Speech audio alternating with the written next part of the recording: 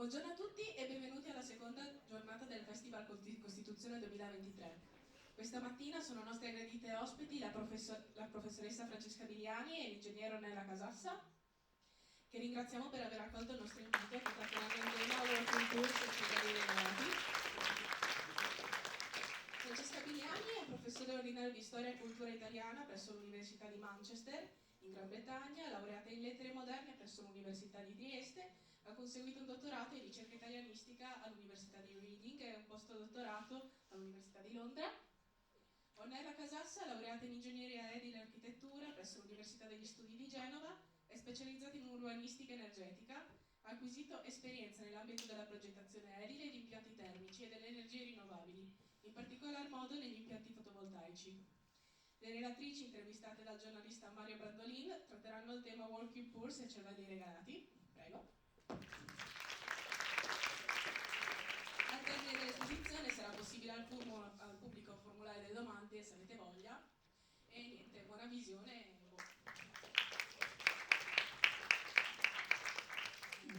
Buongiorno e benvenuti a tutti. L'incontro di oggi è intitolato appunto Working Poors e cervelli regalati. Chi sono i Working Poors?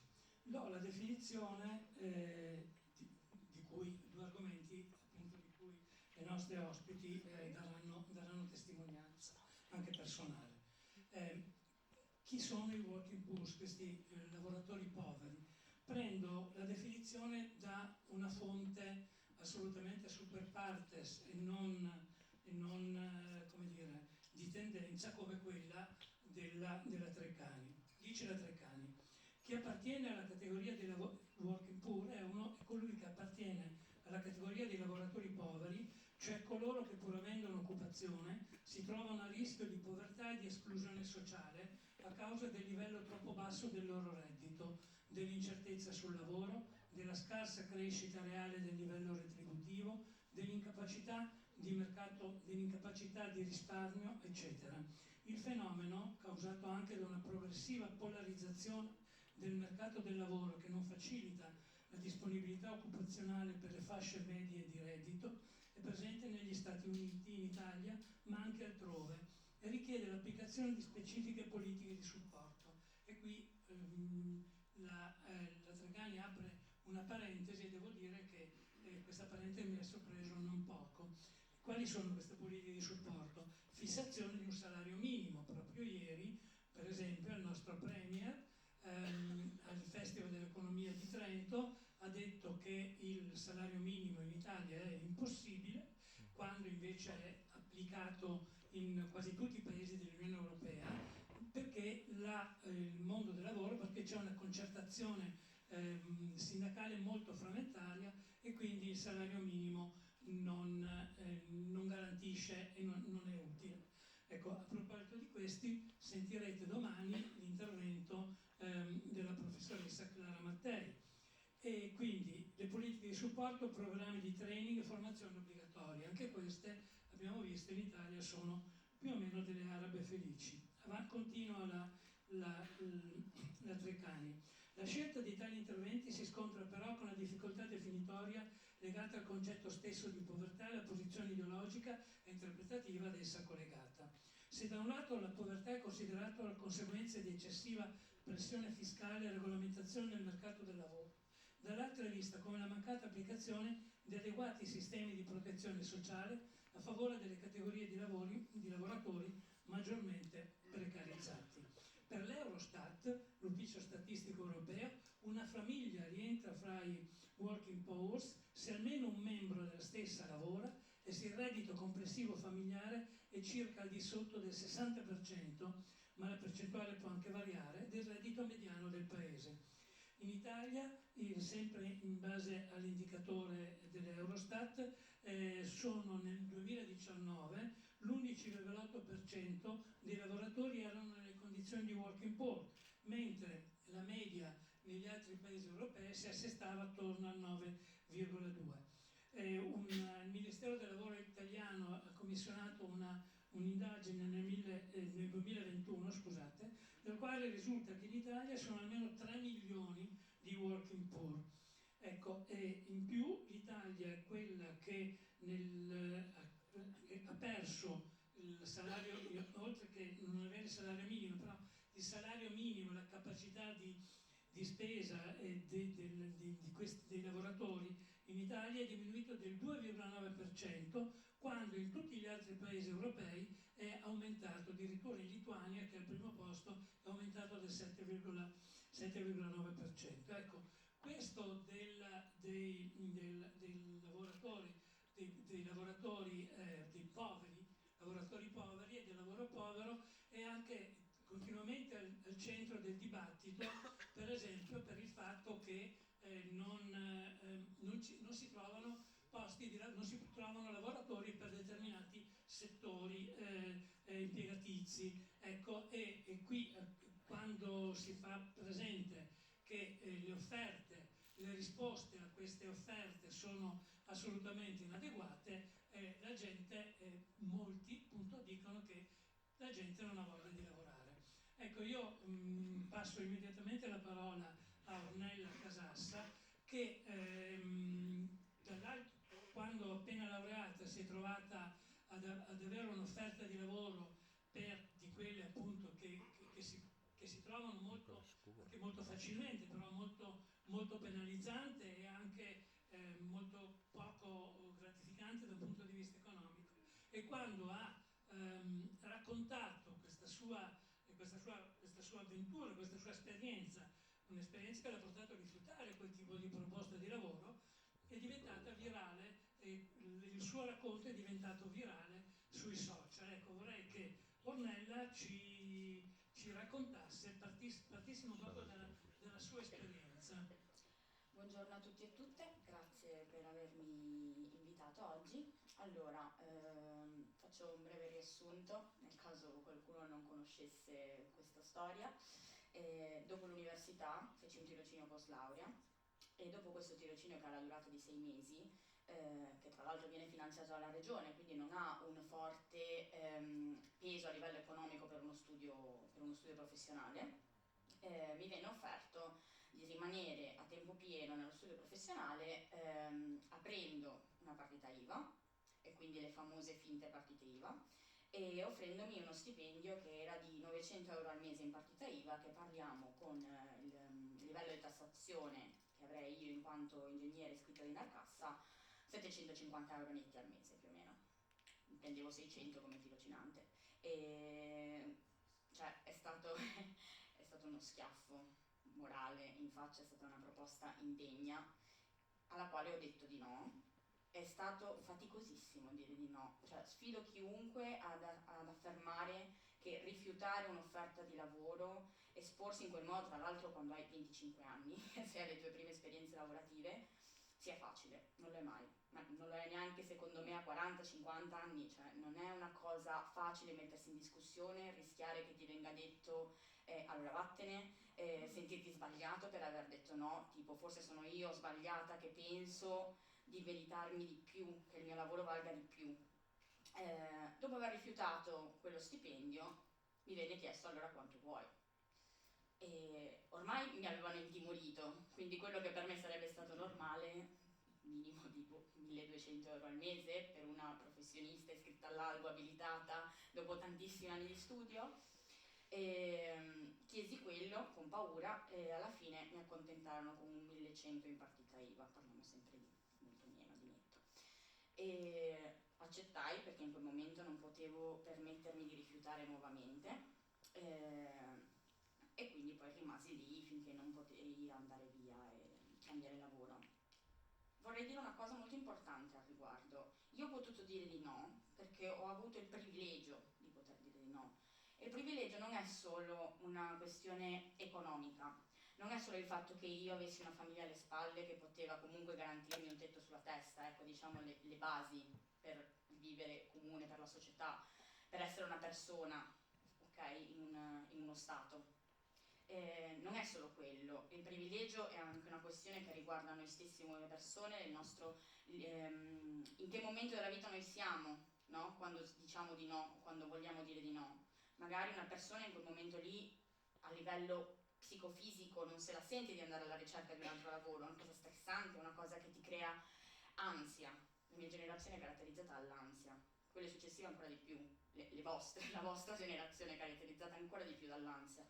E non che sia colpa nostra, ci hanno costretto a trovarci in questa situazione. Quindi il privilegio è una cosa enorme, non è solo economico. Io ho potuto dire di no perché sono una persona privilegiata. Esiste moltissima gente che non può dire di no.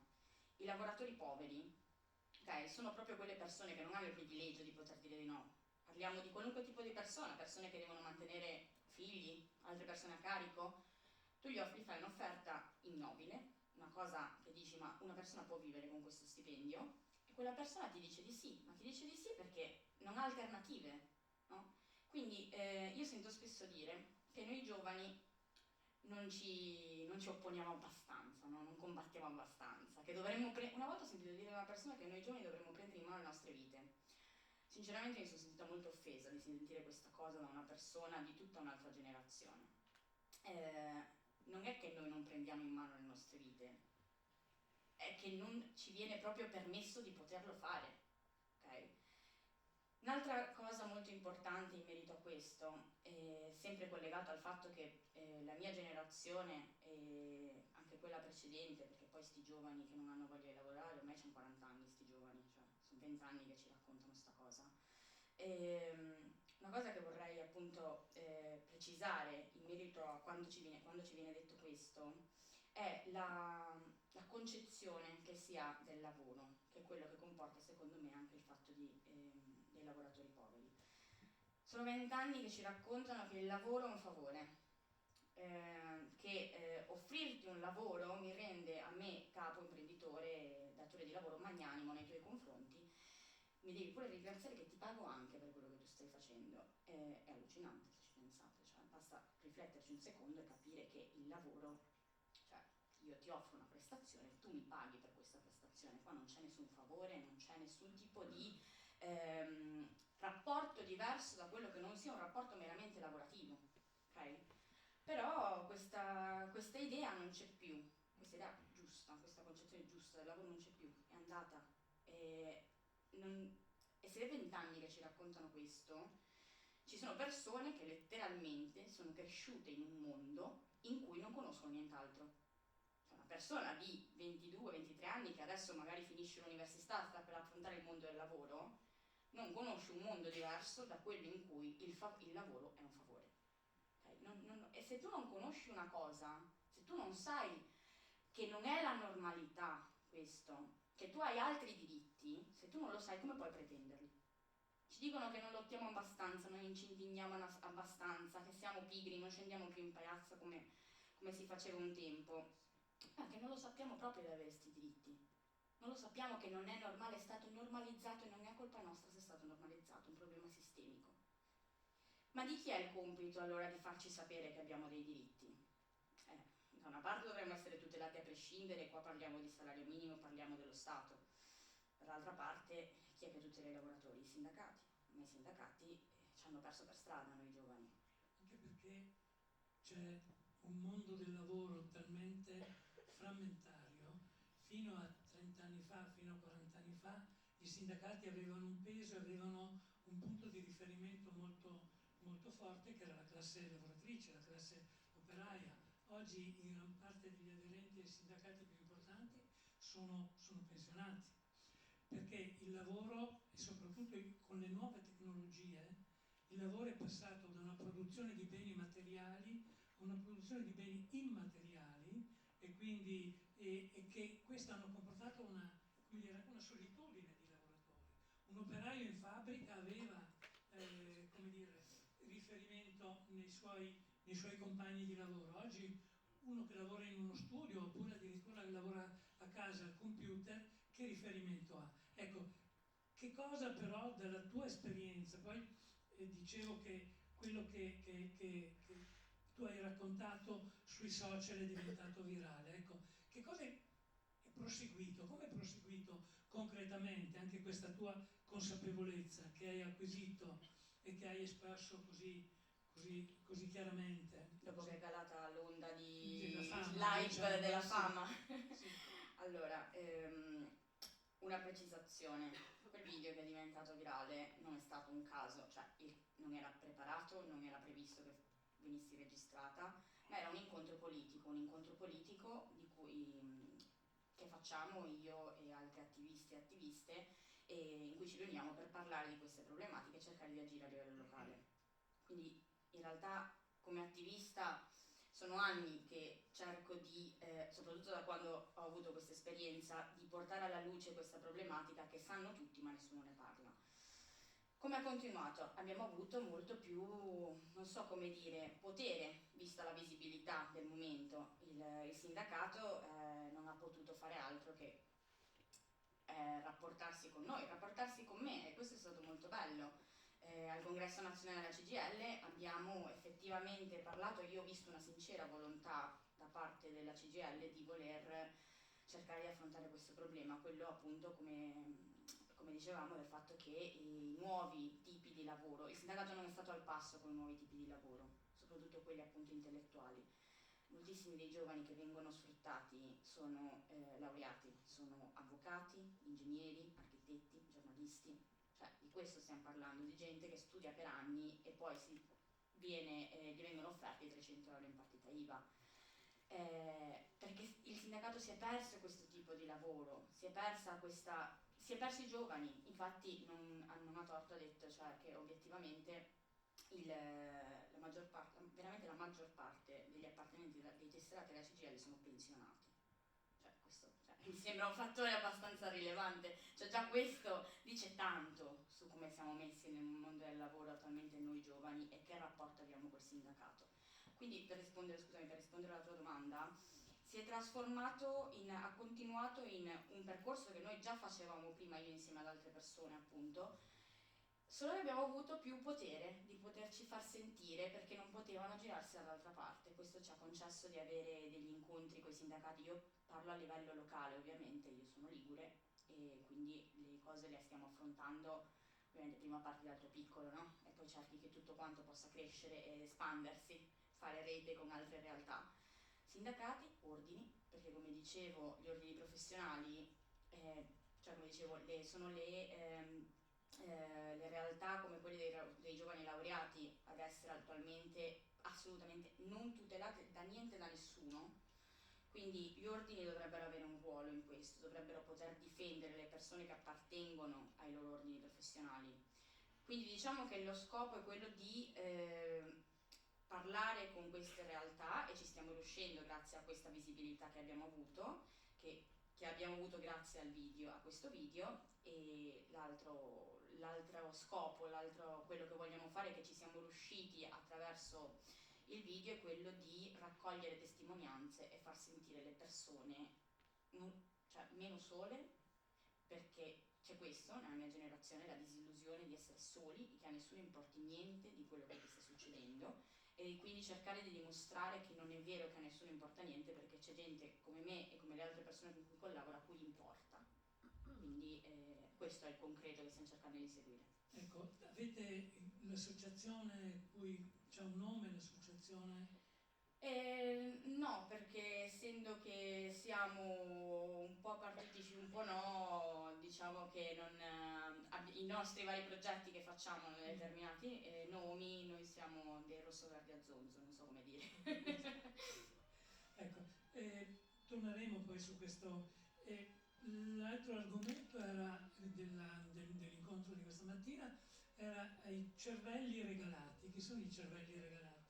E perché regalati? I cervelli sono quelle persone che lasciano l'Italia e le ragioni sono molteplici, e la professoressa Vigliani ci racconterà la sua esperienza, che è abbastanza diversa rispetto a quello che si intende quando la mente, quando noi pensiamo ai cervelli in fuga.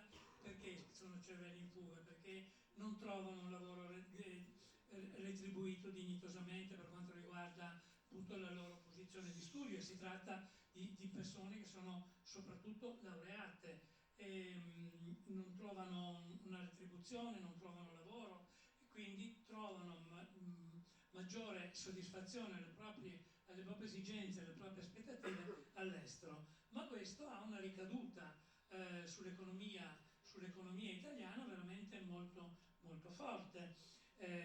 Secondo per esempio una ricerca, il flusso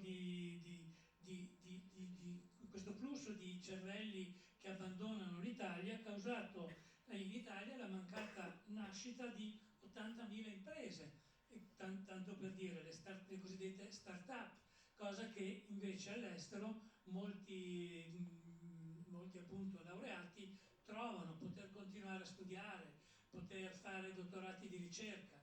E questo il fenomeno di coloro che vanno all'estero non è neanche compensato da coloro che vengono in Italia per lavorare, perché come attrattività per cervelli, diciamo, usiamo questo termine che è bruttissimo, però insomma ci capiamo, è uno tra gli ultimi posti, come la Turchia, la Grecia, quindi anche questo per esempio è un dato molto importante, perché impedisce lo scambio, impedisce la condivisione delle conoscenze, cose che invece servirebbero proprio allo sviluppo. E poi un'altra bugia, comunque un altro mito da sfatare, è il fatto che noi con l'immigrazione siamo terreno di un'invasione di extracomunitari.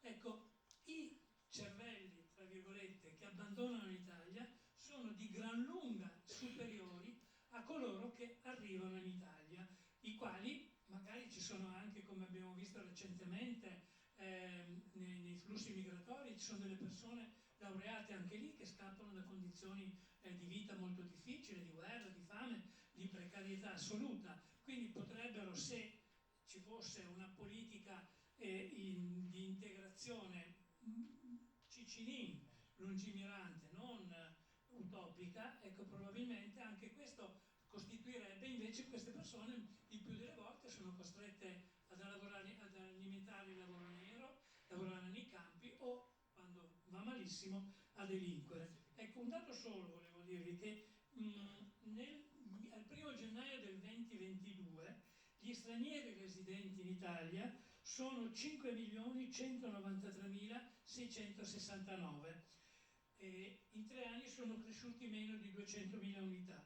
Per quanto riguarda invece i cittadini italiani iscritti all'AIRE, che è l'Associazione Italiana Residenti all'Estero, sono 5.806.068, ecco, il 9,8% di tutti gli abitanti, di tutti gli italiani residenti in Italia. Questo alla faccia di chi parla di invasione e di sostituzione etnica. E questo per dire che sì, la fuga dei cervelli è un dato decisamente preoccupante. Se pensiamo per esempio, e poi passo immediatamente la parola a Francesca e mi scuso della lungaggine, se pensiamo a quanto costa uno studente allo Stato italiano, ecco che questo dovrebbe essere un investimento che lo Stato fa sui propri giovani. Ecco, questi soldi sono soldi che non rientrano nel momento in cui coloro che si sono formati in Italia poi vanno a lavorare all'estero. E c'è poi ancora un dato da dire, che l'Italia ha un 29% di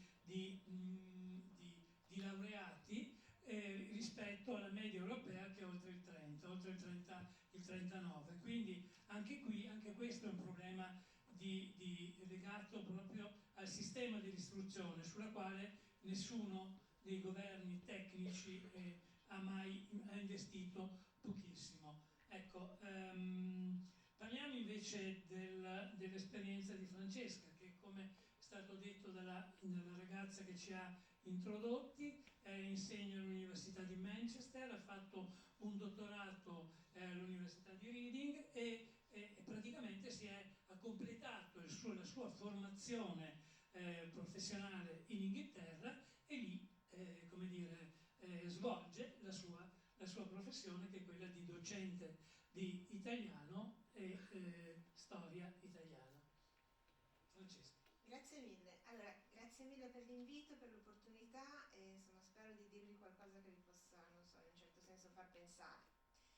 Allora, io ho fatto il dottorato all'Università di Reading e insegno a Manchester, ho fatto anche il postdottorato a Londra, però una cosa che mi piacerebbe anche sottolineare è che io ho fatto il liceo 8 e mezzo all'Università di Trieste e quindi è possibile. E ho capito molto, mi ha fatto molto piacere sentire anche la posizione di una generazione che era dopo la mia. Forse noi siamo stati la generazione che ha avuto forse più opportunità e quindi mi rendo conto. L'ascensore sociale funzionava ancora. L'ascensore funzionava, cioè si partiva da una posizione effettivamente di privilegio, sì, ma anche di libertà. Di libertà perché avevamo avuto un'educazione che ci permetteva di pensare, di mettere in discussione le cose. Avevamo un privilegio, che non era solo un privilegio, come dicevi tu, economico, non per tutti, ma era un privilegio di essere stati messi nelle condizioni di poter pensare, come si direbbe in inglese, out of the box. Riusciamo a pensare e a pensare che potevamo fare certe cose. Quindi la base, che mi ha fatto pensare, non è, sì certo, poi ti specializzi eccetera e continui a pensare, ma è anche fondamentalmente qui regionale, quindi la dimensione regionale, la dimensione locale non deve essere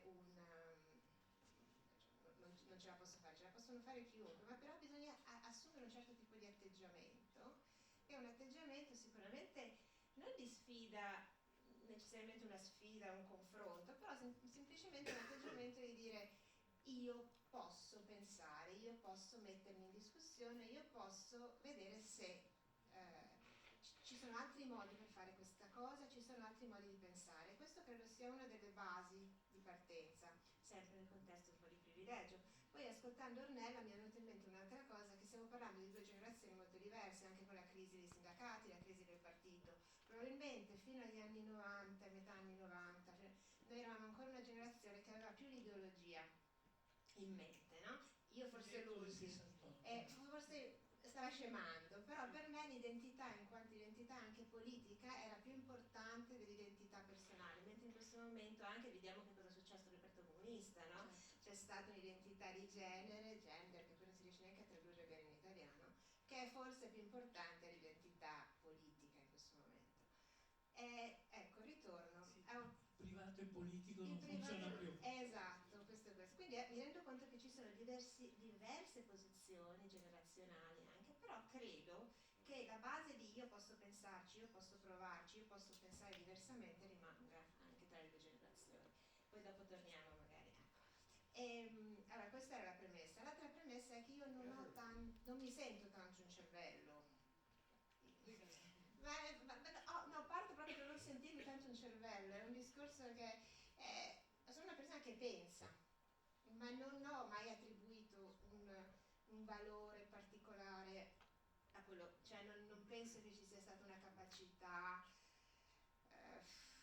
eravamo tutti uguali sostanzialmente, qualcuno aveva dei talenti di più e di là, li abbiamo sfruttati, abbiamo scelto di andare in direzioni diverse e proprio tornare a questo concetto di libertà, no? Di libertà di sperimentare, di vedere in che direzione si può andare e non c'è un percorso che funziona per tutto, questo è per tutti, credo che sia un'ovvietà in un certo senso, però anche la necessità che poi è politica o non politica, può essere determinata di prendere una direzione e continuare in un certo senso a seguirla, questo dico sempre, no?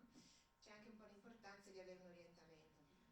Per me è stato, allora io sono arrivata, adesso parto un attimo con una piccola parentesi biografica se posso. Allora io mi sono laureata in lettere a Trieste e pensavo all'epoca che quello era quello che la letteratura fosse quello che mi interessava fare. Adesso praticamente non lo faccio quasi più.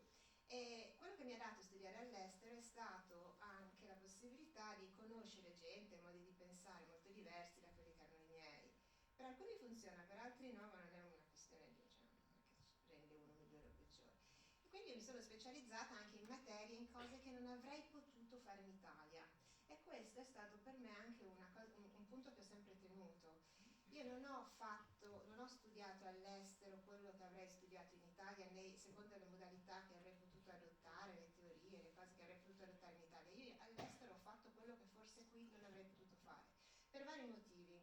Sono motivi pratici, strutturali, perché l'organizzazione delle università italiane è di un certo tipo, e anche forse perché sono università gestite forse diversamente, più a livello di impresa, e quindi quello che cambia è che tu devi produrre e sei costantemente sotto osservazione, ma non sotto osservazione dallo Stato, sotto osservazione da quello che diventa praticamente il tuo datore di lavoro. Quindi noi veniamo valutati costantemente, cioè noi mandiamo, come voi, cioè noi mandiamo i nostri elaborati, c'è qualcuno che legge e ti dice poi hai preso 2, 3, 4, 5 costantemente. Tu non ti puoi permettere di scendere sotto un certo livello. Questo all'estero. Questo anche all'estero non so se è universale, cioè questo succede a Manchester, poi magari in America lo fanno diversamente, magari Meno, molto meno.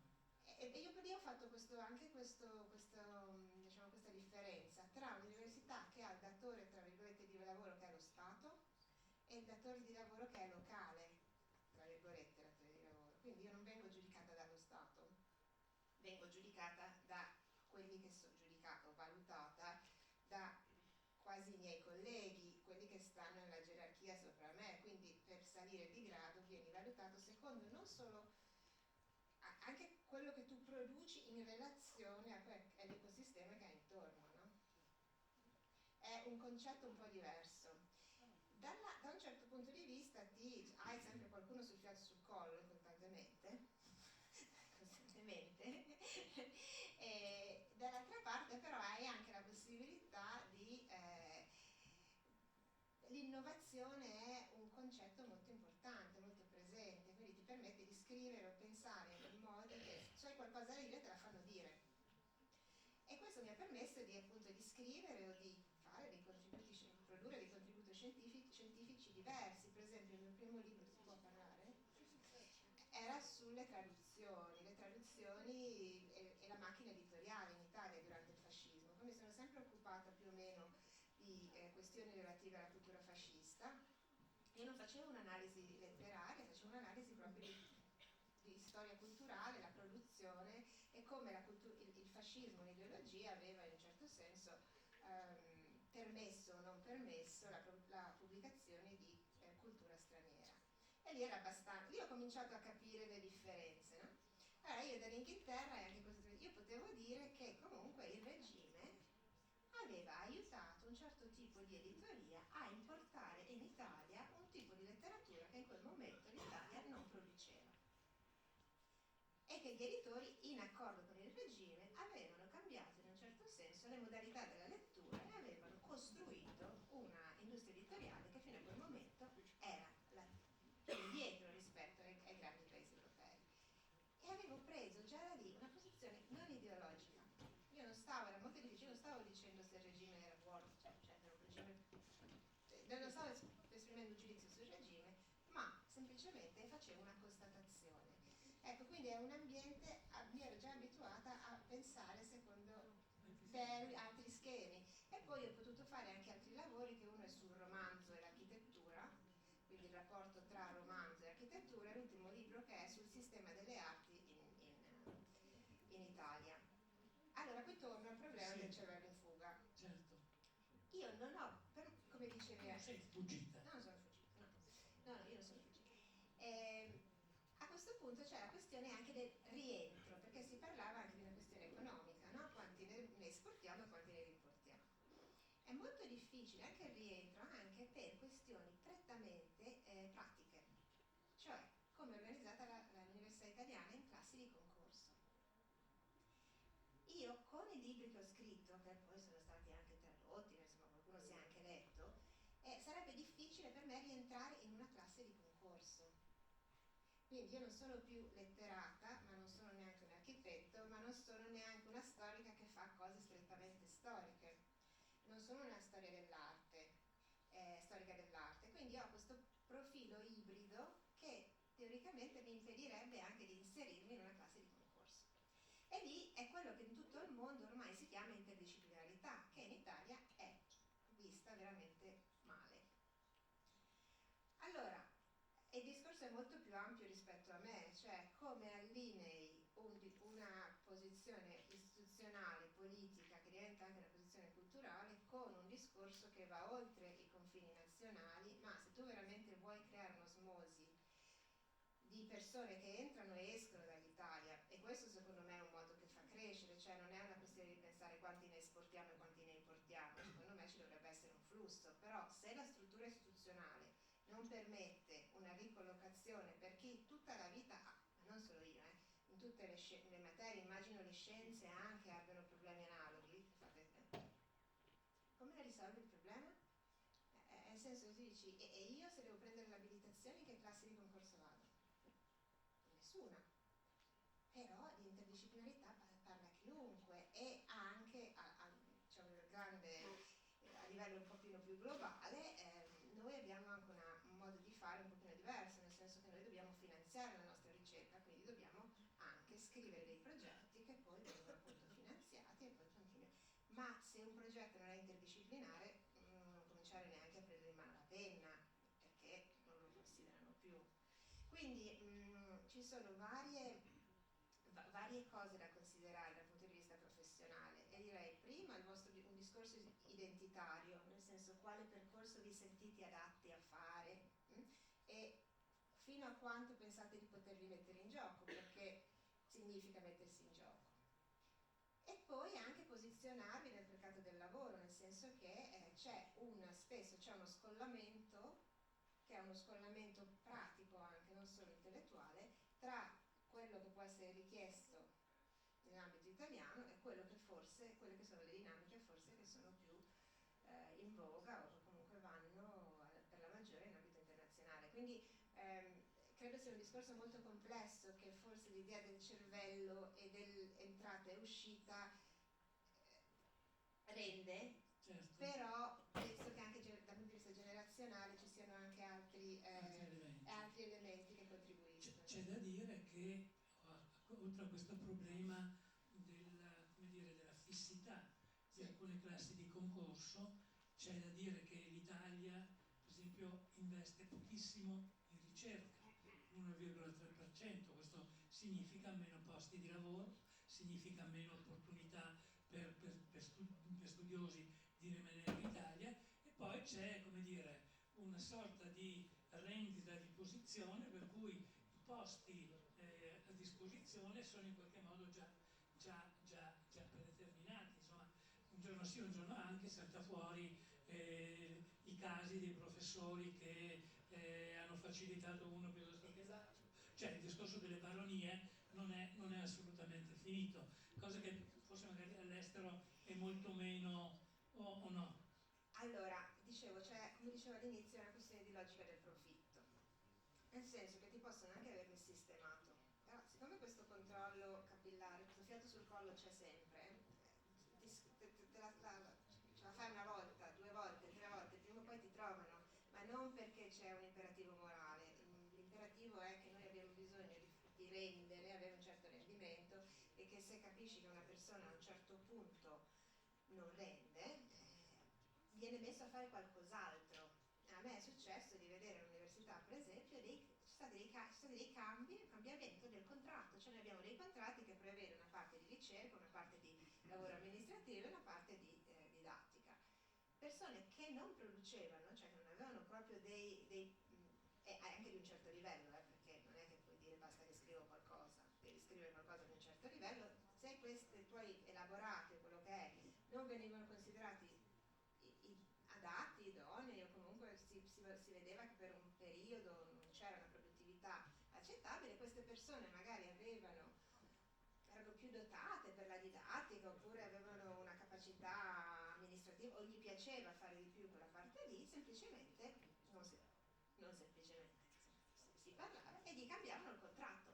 Ma il cambiamento di contratto non significava anche un cambiamento di stipendio, semplicemente gli venivano richieste delle mansioni diverse. Mi è capitato di vedere gente cacciata, però lì è perché veramente erano andati tanto oltre. In Italia c'era questa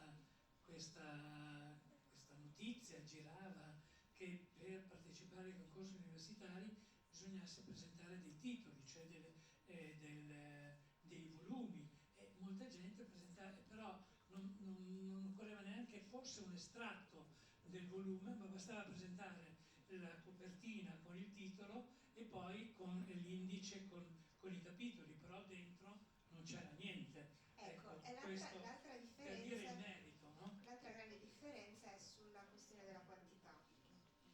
Nel senso che l'idea, quello che dicono a noi è producete poco ma producete bene. Per pubblicare un articolo scientifico in una rivista seria ci vuole un anno e mezzo, perché dopo che l'hai mandato, tu lo mandi, poi c'è tutta una serie di revisioni, poi arrivano 2 o 3 o 4 persone che veramente ti rifanno le ossa e poi tutti arrivano diciamo, le valutazioni che spesso sono pesanti, tu ti rimetti, lo rifai, poi glielo rimandi e arrivano altri 3 pronti a sgozzarti, perché questa è la teoria, e tu lo rifai. Alla fine, dopo che hai mandato maledizioni a tutti quelli che ti hanno letto l'articolo e ti hanno costretto a rifarlo 30 volte, il prodotto finale è sempre migliore. Però ci vuole un anno e mezzo, cioè un articolo serio ci vuole un anno, quindi ti dicono pubblicane uno ogni tanto, ma seriamente, cioè io ho scritto 3 libri, che forse, ma c'è gente che ha fatto carriera con uno, cioè se tu hai scritto un libro e questo libro veramente ha fatto leggere tante persone e riesci a capire che questo libro ha cambiato, non è che ne devi scrivere 10. Certe volte è proprio questa logica inglese, almeno, ma anche del less is more. Non è tanto, e anche qui spesso tu dai, c'è anche una questione di produzione quando tu vai ai concorsi, no? Quanto? Quanta roba c'è? Il merito.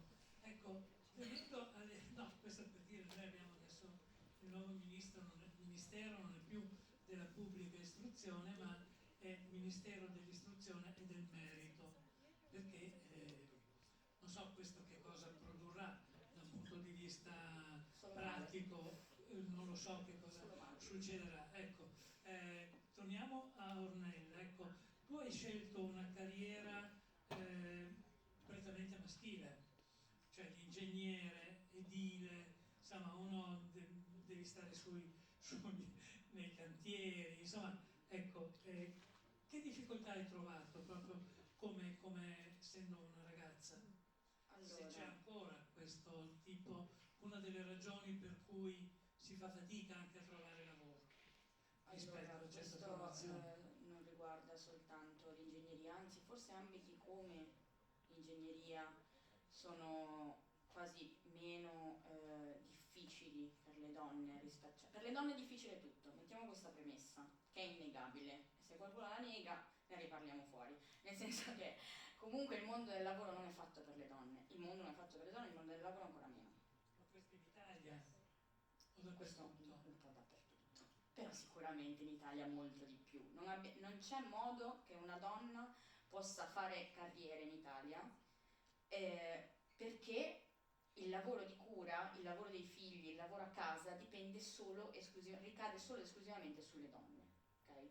A livello di retribuzione, il gender gap pay, abbiamo un divario enorme in Italia, enorme, cioè, e uno dice vabbè, magari in altri lavori, non certo tra ingegneri e ingegnere, no, anche tra ingegneri e ingegnere, anzi, parliamo di divari altissimi. 2 dati alla mano, 2022, Inarcassa, per chi non sapesse Inarcassa è la cassa previdenziale degli ingegneri, ingegnere, architetti e architette.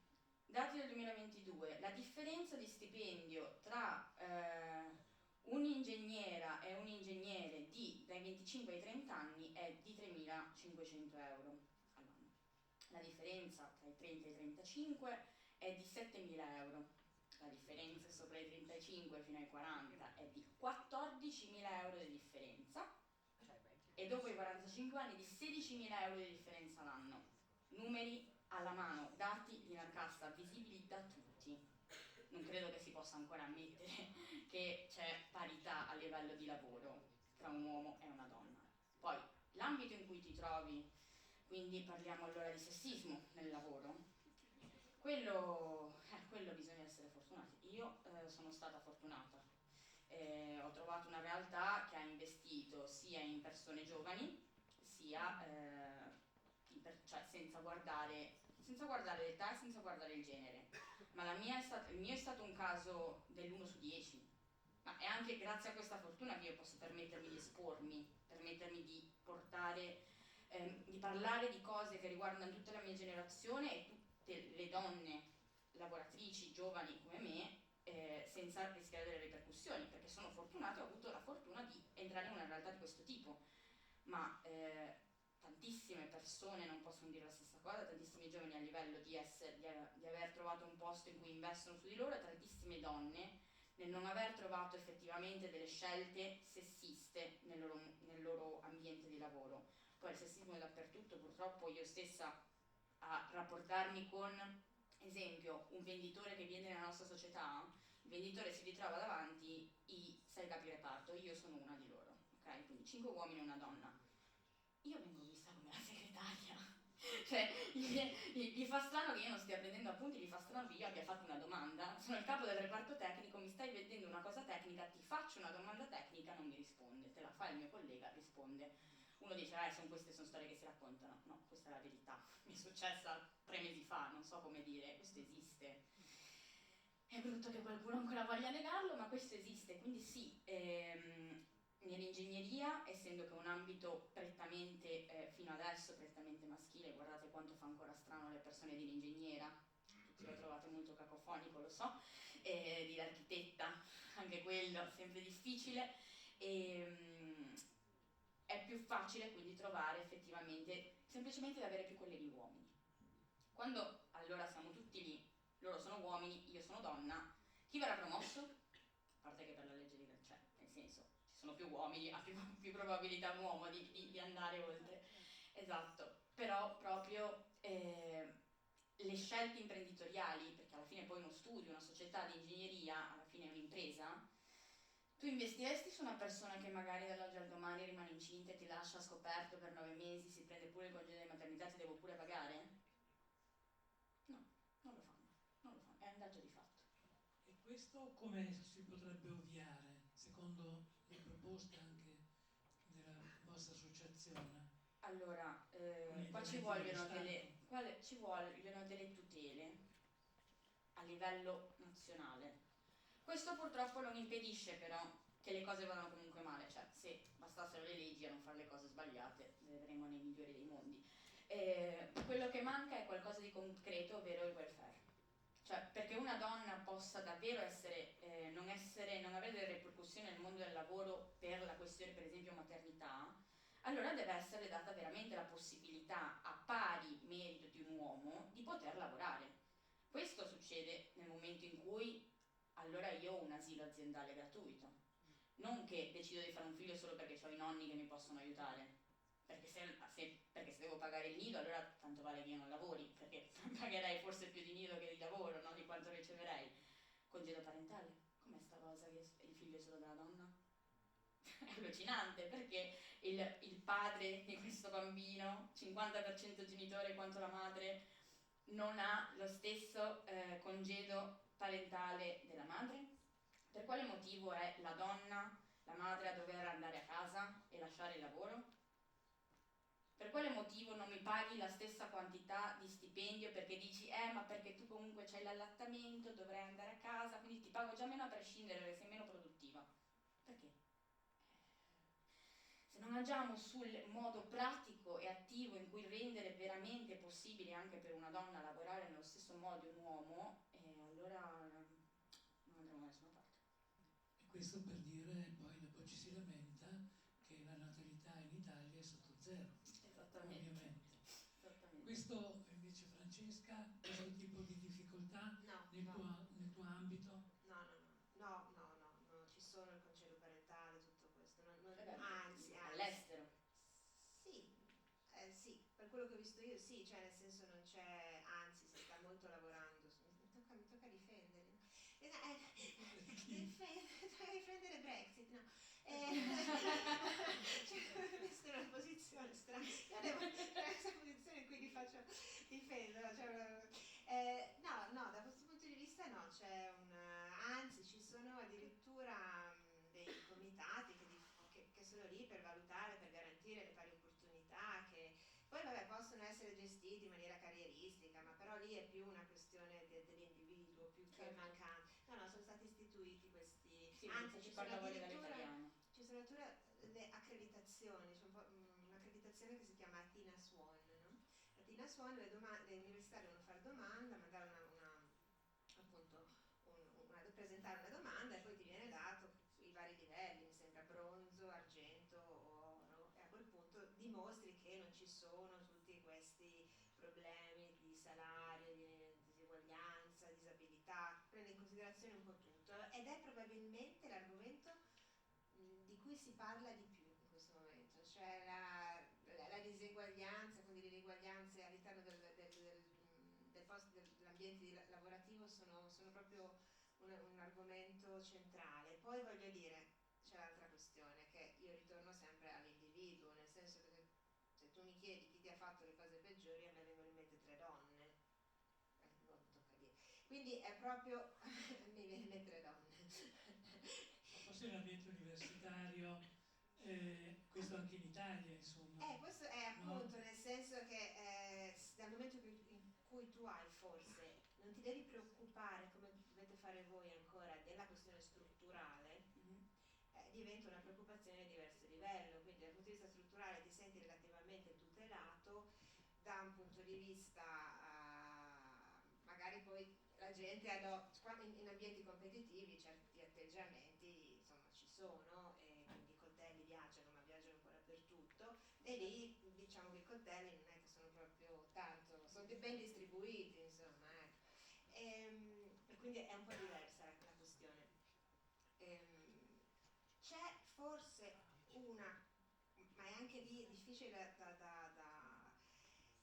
quantificare. Io non sono inglese e non lo vorrei, cioè, e non ci tengo a diventarlo, quindi ovvio che c'è, ma ci sarebbe ovunque, avere un'idea di affinità culturale, di modi, di forme comunicative, di anche quello che chiamano diciamo un favoreggiamento legato non tanto a una decisione conscia ma inconscia, quindi tu tendi a a privilegiare qualcuno che pensa come te, qualcuno che tu ritieni adatto a fare quel lavoro perché tu ti fidi che quel lavoro verrà fatto in un certo modo. Uno straniero che magari ha una formazione diversa o ha degli altri modi di vedere, tu hai un pandemonio di gente che pensa diversamente, ci potrebbe essere forse una discriminante legata a una questione culturale.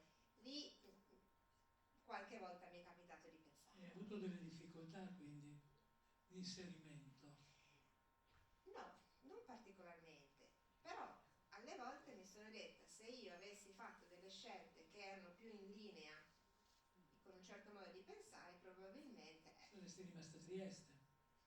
No, dico proprio a livello lavorativo. Certe volte tu devi fare un discorso e dici mi metto in linea con quel tipo di struttura manageriale, accetto quel tipo di discorso e magari sei più parte di quel gruppo. Se tu gli dici no grazie, io preferisco andare da un'altra parte, non è che non te lo fanno fare, solo che non sei tra gli amici.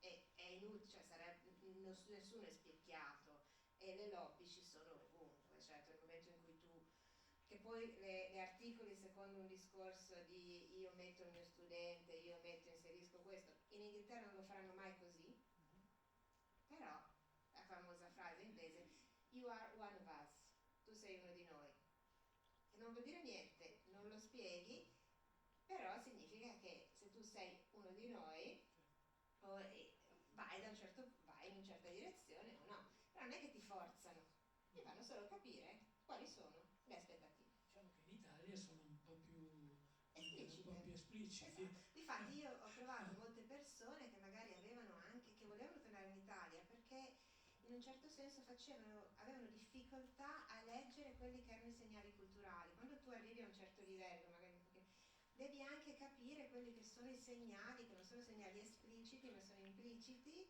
e che hanno a che fare come vengono dette le parole. L'inglese è una lingua un po' facile e un po' difficile, molto facile dall'inizio, per la grammatica non stiamo studiando russo, ecco.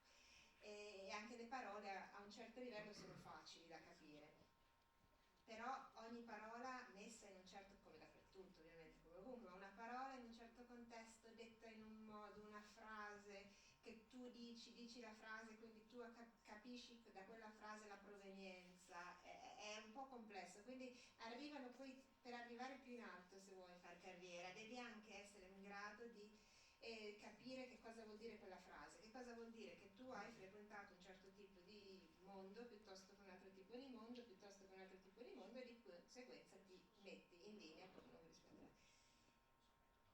Di nuovo, è lì, è una questione identitaria, non è che dici io questo non lo faccio, questo lo faccio, poi io sono anche un po' per carattere, no? C'è una cosa che mi va bene di fare, le faccio, cose che non voglio fare, ho detto chiaramente no grazie, però non è che mi hanno penalizzato, semplicemente magari ho dovuto aspettare un pochino di più per certe cose. A questo punto, se qualcuno di voi ha delle domande, delle cose da fare, Permette, dottoressa? prego. Grazie. Entrare nel Regno Unito, ora come ora, è difficile con la Brexit? Allora sì, ci sono delle difficoltà strutturali, nel senso, le spiego. Io devo assumere un ricercatore in Italia per un progetto. Allora, precedentemente sarebbe stato molto semplice, io avrei scelto semplicemente una persona che mi sembrava adatta per fare il lavoro che serviva fare a me e non ci sarebbero stati problemi, avrei pagato lo stipendio, avrei fatto domanda per dei fondi, avrei mandato lo stipendio all'università, ho pagato la persona. Ecco. Adesso è tutto molto complicato perché, per esempio, assumere un ricercatore mi costa, alla mia università, costa 14.000 sterline in più, quindi faccio, non so, 17-18.000 sterline in più all'anno. Si può fare, non è che non si può fare, però ci sono dei costi aggiuntivi. Per esempio, io dovevo assumere una persona che sto facendo un progetto sulla pittura murale, quindi mi serviva qualcuno in Italia che mi andasse a fotografare, per esempio, i murali nelle città, il nuovo muralismo italiano. E io non riuscivo a pagare, non potevo assumere un ricercatore come avrei fatto una volta, perché c'erano questioni semplicemente legate al costo duplicato, dei costi anche di registrazione, amministrativi, eccetera.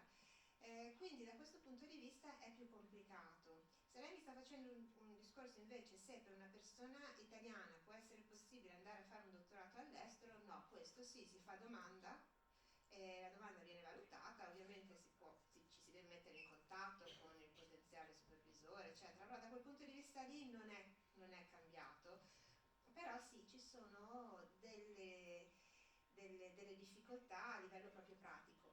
Detto questo, le difficoltà sono pratiche perché l'atteggiamento è rimasto anche perché all'Inghilterra non conviene, di voler continuare a collaborare con l'Italia o con chi che sia, quindi è proprio, ribadisco, una difficoltà pratica che non ha niente a che fare con noi, perché noi non, anzi, e quando io ho avuto queste difficoltà c'è stata anche la volontà da parte di aiutarmi, quindi si capiva che era necessario, insomma, non tagliare questi ponti, però c'è una questione. Mentre è sempre stato un centro industriale dei tessuti, io ricordo perché anch'io ho una grande affinità, grazie a te, una grande affinità con il mondo anglosassone, pur privilegiando quello nordamericano per la semplicità dell'approccio. Ultimamente sono stata a Belfast, attirata da George Best, che era diventato un campione del Manchester United ed era di Belfast. Belfast? Ma c'erano anche l'aeroporto a Belfast. No, Best, sì, Best. Grande calciatore. È morto a Manchester però George Best. È morto, era un'anima ribelle. Vabbè, ha fatto tutto quello che poteva fare. Ha fatto tutto quello che non avrebbe dovuto fare col talento che aveva. Ha fatto tutto. Non si è risparmiato niente. No, nulla. Ed è morto molto giovane. Però tornando, ho trovato molto costosa il vivere adesso nel Regno Unito, perché la Brexit ha portato un po' di miseria in certi ceti, o no? Allora, sì, nel senso, adesso dipende un po', nel senso che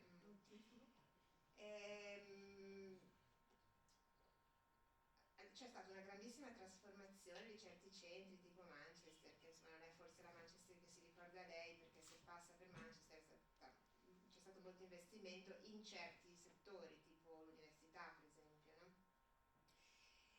Che si veda molto di più, quello che io vedo di più è soprattutto, non tanto a Manchester, ma in posti tipo Belfast, probabilmente dove è stata lei, o Newcastle, che sono dei posti molto belli, però la differenza di possibilità economiche, se vuoi chiamarla, cioè, si vede molto di più, cioè tu vedi la povertà in maniera molto più esplicita e eclatante di quanto non la vedessi prima, e forse prima era più omogenea, mentre questo tipo di sviluppo già ha proprio creato delle differenze, no? A Manchester era Manchester, quindi devi stare attento un pochino dove andavi, da sempre. Adesso ci sono dei posti che sembra di stare a Londra, però questo credo sia un'evoluzione naturale. E comunque la Gran Bretagna rimane in testa tra i paesi dove i cervelli nostri tentano e cercano e trovano lavoro. Rimane tra i primi, più degli Stati Uniti. Anche perché secondo me l'investimento, c'è anche una questione di io vado in Inghilterra e 2 ore sono rientro, gli Stati Uniti è Ma diverso. per esempio, non so, anche rispetto alla Francia o rispetto alla Germania. Perché la Francia e la Germania hanno sistemi baronali, anche loro cioè la Germania non è che sono proprio andiamo in Austria, cioè in Austria, se vogliamo parlare di questioni di genere, c'è il professore e vicino c'è la porta della professoressa, che di solito è la moglie del professore, che fa un lavoro meno prestigioso, cioè in Austria anche in Francia non ci vanno benissimo. In Francia hanno il sistema delle grandi école, dove anche lì c'è quel circuito, insomma non è che tutto... No, però dicevo anche il lavoro extra universitario, nelle banche, nei centri di nuove tecnologie, start-up, queste cose qui. L'Inghilterra rimane il paese più ambito, diciamo. Perché noi abbiamo parlato, insomma, in un certo senso del mio punto di vista che è umanistico, quindi a me serve una biblioteca, adesso con tutti i libri accessibili online, ovviamente se uno non fa ricerca sul Rinascimento, cose del genere, è più facile accedere ai libri, quindi io costo meno. Quello che costano tanto sono le materie scientifiche, lì penso che per alcuni ricercatori ci vuole proprio la strumentazione adatta per fare un certo tipo di ricerca. Difatti noi, le facoltà umanistiche, foraggiamo medicina, perché i soldi passano da noi, poi andiamo a foraggiare medicina perché hanno dei costi molto più alti, mentre noi siamo relativamente economici. Un'ultima domanda, poi la lascio. Da quello che mi ha detto signorina, dottoressa, signorina va bene, grazie. Accetto. Ho avuto l'impressione che siano diventati razzisti inglesi, forse? No, soprattutto. Diciamo che l'inglese snob, razzista, hanno avuto un impero non da poco. No, non gli vanno bene tutti, hanno un privilegio di vedere le persone, una marcia in più, si accorgono, amano gli originali e amano le persone qualificate in un settore. E ho avuto sempre quell'impressione lì. Sì, perché come dicevo, però come dicevo è una lingua molto stratificata, quindi quello che può sembrare al primo acchito poi non è necessariamente quello che poi è la verità, no? Quindi sì, puoi essere molto qualificato, puoi essere... No, loro avendo avuto molti popoli con cui hanno avuto a che fare, hanno una marcia in più nell'individuare il potenziale di una persona. Quello sì, Scusi, però... io ho quell'impressione lì, ma io non parlo solo come persona che studia, ma persona che cammina per le strade. Sì, però c'è una struttura di classe veramente ben chiara, Ben non consolidata. Ben consolidata, che non credo abbia neanche tanta intenzione di sradicare. Grazie. Se non ci sono altre domande, ecco, io non so, Paolo, se vuoi trarre tu le conclusioni. Catturare l'attimo.